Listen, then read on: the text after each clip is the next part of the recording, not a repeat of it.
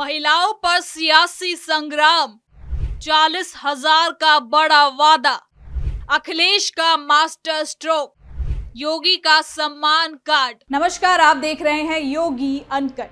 आज योगी अनकट के इस एपिसोड में मैं आपको बताऊंगी कि यूपी विधानसभा चुनाव 2027 में महिलाओं की भूमिका कितनी खास होती जा रही है। आपको बता दें कि उत्तर प्रदेश की सियासत में इस बार मुकाबला थोड़ा अलग है। मंच वही है, नेता वही है, लेकिन मुद्दा खास है, महिलाएं। एक तरफ वादों की बारिश हो रही तो दूसरी तरफ जिम्मेदारी और सम्मान की बातें जोर पकड़ रही है। चुनाव भले अभी दूर हो, लेकिन सियासी शतरंज पर चालें अभी से चलने लगी है। समाजवादी पार्टी के नेता अखिलेश यादव ने ऐसा दांव चला है जिसने सियासी गलियारों में हलचल मचा दी है।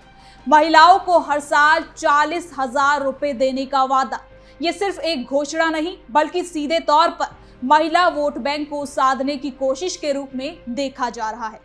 महंगाई के दौर में ये वादा कई परिवारों के लिए राहत की उम्मीद बन सकता है। वहीं दूसरी ओर मुख्यमंत्री योगी आदित्यनाथ अलग ही सुर में नजर आ रहे हैं। उनका फोकस है महिलाओं का सम्मान, सुरक्षा और समाज में उनकी गरिमा। उनका संदेश साफ है कि सिर्फ आर्थिक मदद नहीं बल्कि सुरक्षित माहौल भी उतना ही ज्यादा जरूरी है। अब सवाल ये है कि महिलाओं को क्या ज्यादा पसंद आता है, सीधी आर्थिक मदद या सुरक्षा और सम्मान का भरोसा। यही वो सियासी समीकरण है जो आने वाले चुनाव में बड़ा खेल कर सकता है। तो चलिए बिना किसी काटछाट के जरा विस्तार से योगी अनकट में जानते हैं कि क्या कुछ है ये पूरी खबर।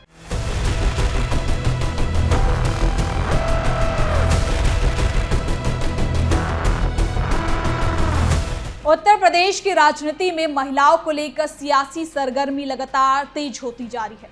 आगामी 2027 विधानसभा चुनाव को ध्यान में रखते हुए सभी राजनीतिक दल अपनी अपनी रणनीतियां तैयार करने में जुटे हैं। इसी दिशा में समाजवादी पार्टी और भारतीय जनता पार्टी के बीच महिलाओं के मुद्दे पर सीधी राजनीतिक टक्कर देखने को मिल रही है।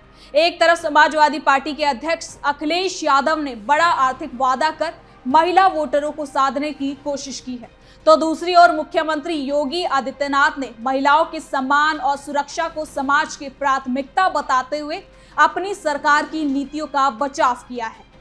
तो योगी अनकट में सबसे पहले बात समाजवादी पार्टी की करते हैं कि समाजवादी पार्टी की ओर से की गई घोषणा ने सियासी हलकों में नई बहस को जन्म दे दिया है। अखिलेश यादव ने कहा कि अगर 2027 में उनकी सरकार बनती है तो प्रदेश की गरीब महिलाओं को हर साल 40,000 रुपए की आर्थिक सहायता दी जाएगी। समाजवादी पार्टी ने आज भी कहा, फिर कहेंगे, समाजवादी पेंशन भी शुरू करेंगे और विशेष नाम देकर के नारी समृद्धि सम्मान योजना को भी शुरू करने का काम हम लोग करेंगे, जिसमें कहा है कि 40,000 रुपया साल तक हम देने का काम करेंगे। 40,000 रुपया साल का। पहले 500 रुपए हम लोग देते थे प्रति महीना समाजवादी पेंशन के माध्यम से। वो योजना तो रहेगी, लेकिन 40,000 रुपए साल के देने का काम हम लोग करेंगे। इस योजना को अखिलेश यादव ने महिलाओं के आर्थिक सशक्तिकरण की दिशा में बड़ा कदम बताया। उनका कहना है कि वर्तमान समय में महंगाई लगातार बढ़ रही है और इसका सबसे ज्यादा असर गरीब और मिडिल क्लास फैमिलीज पर पड़ रहा है, जहां महिलाओं को घर का खर्च चलाने में भारी मुश्किलों का सामना करना पड़ता है। अखिलेश यादव ने अपने बयान में ये भी कहा कि महिलाओं को सीधे आर्थिक मदद देने से न सिर्फ उनकी स्थिति मजबूत होगी बल्कि परिवार की आर्थिक नींव भी मजबूत होगी। उन्होंने संकेत दिया कि ये योजना समाजवादी पार्टी के चुनावी घोषणा पत्र का खास हिस्सा भी हो सकती है।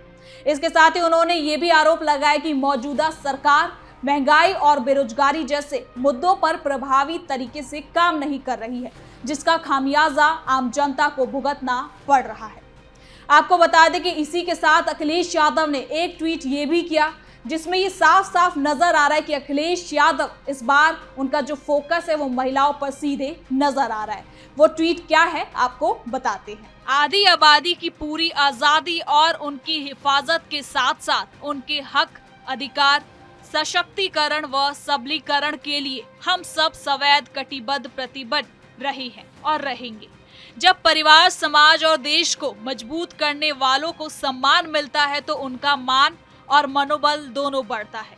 हम पीडीए में शामिल ए मतलब आदि आबादी अर्थात हर बच्ची, युवती, नारी, महिला को सामाजिक आर्थिक रूप से समान सम्मान देने और अपने पैरों पर खड़े होने, साथ ही उन्हें समृद्ध करने के लिए स्त्री सम्मान समृद्धि योजना लाएंगे और समाजवादी पेंशन को फिर से लाकर हम महिलाओं की ताकत बढ़ाएंगे। साथ ही उत्तर प्रदेश की संपूर्ण उन्नति के अपने संकल्प को निभाएंगे। पहले ऐलान फिर बयान, इस पर राजनीतिक जानकारों का क्या मानना है कि ये घोषणा केवल एक आर्थिक योजना नहीं बल्कि एक सुनियोजित चुनावी रणनीति का हिस्सा है। उत्तर प्रदेश जैसे बड़े राज्य में महिला वोटरों की संख्या काफी खास है और पिछले कुछ चुनावों में भी अगर देखा जाए कि महिलाओं की भागीदारी लगातार बढ़ती जा रही है। ऐसे में उन्हें सीधे आर्थिक लाभ देने का वादा राजनीतिक तौर पर भी काफी असरदार साबित हो सकता है। तो वही योगी अनकट में दूसरी ओर आपको बता दें कि मुख्यमंत्री योगी आदित्यनाथ ने महिलाओं के मुद्दे को अलग नजरिए से पेश किया है। उन्होंने एक पत्र के जरिए, जिसे योगी की पाती कहा जाता है, हालांकि सीएम योगी ने विमेंस डे पर लिखा था, जहां महिलाओं के सम्मान को समाज की सबसे बड़ी प्राथमिकता बताया। योगी ने यह भी कहा कि किसी भी सभ्य समाज की पहचान इस बात से होती है कि वो अपनी महिलाओं के साथ कैसा व्यवहार करता है। उन्होंने क्लियर किया कि महिलाओं की सुरक्षा, सम्मान और सशक्तिकरण केवल सरकार की जिम्मेदारी नहीं है बल्कि ये पूरे समाज का सामूहिक दायित्व है। योगी आदित्यनाथ ने अपने संदेश में ये भी कहा कि उनकी सरकार ने महिलाओं की सुरक्षा को लेकर कई ठोस कदम उठाए हैं। उन्होंने कानून व्यवस्था को मजबूत करने, अपराधियों के खिलाफ सख्त कार्रवाई करने और महिलाओं के लिए सुरक्षित माहौल तैयार करने की दिशा में किए गए प्रयासों का भी जिक्र किया। उनका कहना है कि जब तक महिलाएं सुरक्षित महसूस नहीं करेंगी तब तक समाज का पूरा विकास संभव ही नहीं है। हालांकि ये पहली बार नहीं है कि दोनों तरफ से महिलाओं को साथ लाने का प्रयास नया हो। ये पहले भी और हर चुनाव में होता है, लेकिन इस बार जैसे बिहार विधानसभा चुनाव में महिलाओं का प्रभाव देखने को मिला, उससे सरकार और ज्यादा एक्टिव हो गई। आपको बता दें कि बिहार चुनाव में जहां एनडीए दावे कर रही थी, वहीं प्रचार करने आए अखिलेश यादव ने भी कहा था कि 500 रुपए में सिलेंडर देने का वो काम करेंगे। नौकरी आपको चाहिए, न केवल नौकरी देने जा रहे हैं बल्कि हमारी गरीब परिवार की महिलाएं हैं जो घर चलाती हैं, उन्हें भी 2500 रुपए दे करके उनको भी सम्मान का जीवन देने जा रहे हैं। ये बीजेपी जिन्होंने काम सिलेंडर दिलवाएंगे गांव-गांव, सुना है बिहार में सस्ता है सिलेंडर, लगता है यूपी से भी महंगा है सिलेंडर यहाँ पर। इसलिए तेजस्वी जी ने कहा है कि हम संसाधन जुटा करके 500 रुपए का सिलेंडर आपको देने का काम करेंगे। और ये तो देख रहा हूं मैं जोश और उत्साह, इस बार बिहार से भारतीय जनता पार्टी की विदाई होने जा रही है, विदाई होने जा रही है। बिहार चुनाव में विपक्ष महिलाओं को लुभाने का प्रयास कर रहा था, वहीं सत्ता पक्ष का वादा महिलाओं को 10,000 रुपए देने का काम कर गया। अब आपको बता दें कि इस पूरे सियासी नगरी से ये साफ दिखाई देता है कि दोनों पक्ष महिलाओं के मुद्दों को अपने अपने तरीके से उठा रही है। जहां समाजवादी पार्टी आर्थिक सहायता के जरिए महिलाओं को सीधे लाभ पहुंचाने की बात कर रही है, वहीं बीजेपी सरकार सुरक्षा और सम्मान को प्राथमिकता देते हुए अपने कामकाज को सामने रख रही है। राजनीतिक नजरिए से अगर इसे देखें तो ये मुकाबला केवल वादों और बयानों तक सीमित नहीं है, बल्कि इसके पीछे एक बड़ा सामाजिक और चुनावी समीकरण छिपा हुआ है। उत्तर प्रदेश में महिलाओं की भागीदारी चुनाव में निर्णायक साबित होती है। ग्रामीण और शहरी दोनों क्षेत्रों में महिलाएं अब पहले से काफी ज्यादा एक्टिव हो चुकी हैं। वो केवल जाति या पारंपरिक आधार पर वोट देने के बजाय अपने हितों और सुविधाओं को ध्यान में रखकर निर्णय लेने लगी है। ऐसे में समाजवादी पार्टी का 40,000 रुपए का सालाना सहायता का वादा उन परिवारों को लुभा सकता है जो आर्थिक रूप से कमजोर हो और जिन्हें सीधे नगद सहायता की जरूरत हो। दूसरी तरफ बीजेपी सरकार का जोर कानून व्यवस्था और सुरक्षा पर है, जो उन महिलाओं के लिए खास होगा जो अपनी सुरक्षा को अहमियत देती है। इसके अलावा ये भी ध्यान देने वाली बात है कि महिलाओं से जुड़े मुद्दे अब केवल योजनाओं तक सीमित नहीं, बल्कि शिक्षा, स्वास्थ्य, रोजगार और सामाजिक सम्मान जैसे पहलुओं पर भी ज्यादा खास हो गए हैं।